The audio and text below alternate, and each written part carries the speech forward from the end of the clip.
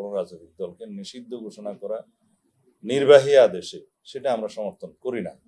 আমরা আমাদের বক্তব্য দিয়েছি অনেক আগে যে বিচারিক প্রক্রিয়ার মধ্য দিয়ে কোনো রাজনৈতিক দলকে রাজনৈতিক দল হিসাবে নিষিদ্ধ করার যে বিষয়টি সেটা নির্ধারিত হোক, লেট দি কোর্ট ডিসাইড। আমরা তো সেই কোর্টে যাওয়ার জন্য আইনটা সংশোধন করেছি। সেই আইনটা আগে ছিল না, যদিও সংবিধানের বিধানে উল্লেখ ছিল, কিন্তু সেই বিধান অনুসারে সংশ্লিষ্ট আইনে পরিবর্তনটা আগে আনা হয়নি, পরবর্তীতে আনা হয়েছে।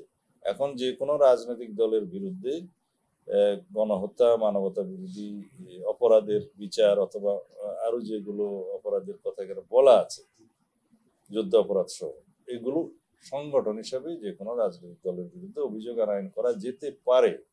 এবং সেইভাবে যদি সে সমস্ত রাজনৈতিক দলের বিরুদ্ধে যাদের বিরুদ্ধে অভিযোগ থাকবে সেটা যদি আদালত উত্থাপিত হয় এবং বিচারিক প্রক্রিয়ার মাধ্যমে যদি সেটা নির্ধারিত হয়, সেটা নির্বাচন কমিশন মানতে বাধ্য। এছাড়া অন্য যে কোনো প্রক্রিয়ায় নির্বাহী আদেশের মধ্য দিয়ে যদি আমরা রাজনৈতিক দলের নিষিদ্ধ চাই, তাহলে সেটা হবে একটা ভয়ঙ্কর চর্চা। কারণ এখন যারা জাতীয় পার্টি সহ 14 দলের রাজনৈতিক দল হিসাবে নিষিদ্ধ ঘোষণা চাচ্ছেন, তাদের বক্তব্য যদি সত্য হয় তাহলে তারা সেই অভিযোগটা আদালত উত্থাপন করতে পারে। আইন তো আছে, বিচারিক প্রক্রিয়ার মাধ্যমে সেটা নিশ্চিত হোক। আমি আপনাদের উদ্দেশ্যে বলতে চাই, আওয়ামী লীগের নেতৃত্বে 2024 সালের 7ই জানুয়ারি যে আমি ডামি ভুয়া নির্বাচন হলো, তাতে 28টি রেজিস্টার্ড রাজনৈতিক দল সম্ভবত অংশগ্রহণ করেছে। সংখ্যাটা এদিক ওদিক হতে পারে, আমি যতটুকু জানি তা বললাম। তাহলে নিষিদ্ধ যদি চাইতেই হয়, স্বৈরাচারের দোষর হিসেবে, ফেসিবাদের দোষর হিসেবে 28টা দলের রাজনৈতিক কর্মকাণ্ড বা দলকে নিষিদ্ধ চাইতে হবে, তাইলে নির্বাচনটা কাদেরকে নিয়ে হবে? এই দেশে যারা রাজনৈতিক দলসমূহের নিষিদ্ধ ঘোষণা করতে চাচ্ছে এখন এই দাবির মধ্য দিয়ে, তাহলে তারা যদি পরে বলে যে আমরাও নির্বাচন করবো না, তাহলে কি এই দেশের নির্বাচন হবে?